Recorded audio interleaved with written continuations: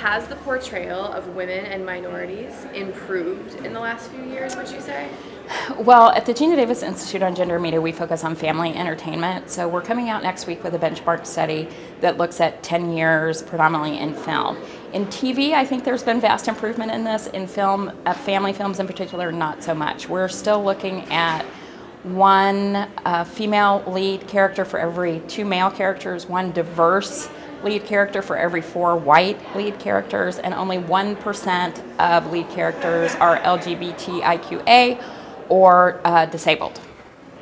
Wow, those are shocking statistics. So what do you think it'll look like 10 years from now? A big improvement?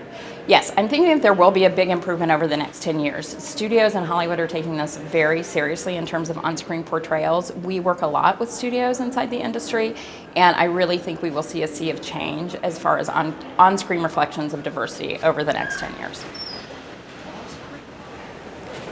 Itch my nose. We have some traffic. Okay, so the next question. We were going to go to the obstacle. Okay, that's fine. Is that okay? Yeah. So, in your opinion, what do you think is the biggest challenge of diversity on screen right now? You know, I think the biggest challenge about diversity on screen and everywhere is our own unconscious bias. I think people are very well intentioned. No one wants to be reflecting on screen a world that doesn't look like the real world that we live in, but we are so steeped in unconscious bias that I think that's the biggest obstacle we have. And do you think that the entertainment industry is responding to the issue of diversity in media right now? I do think the entertainment industry is really responding to the issue of diversity in media right now. I think it's wrapped up in a lot of things that are going on in the news that everyone knows about, but I think there is a big push for this now. Studios are taking it seriously. There are many advocacy groups like our own that are working within the studios to create this change. Great. And one more question about content. How does diversity impact the bottom line of media? Diversity impacts the bottom line of media very positively. We are publishing a 10-year benchmark study that looked at 100 family films from 2010 to 2017. As it turns out, by 2017, female-led films outpaced male-led films at the box office.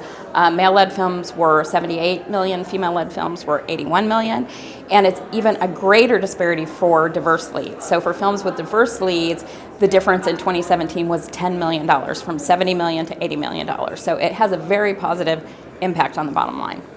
Wow, that's impressive.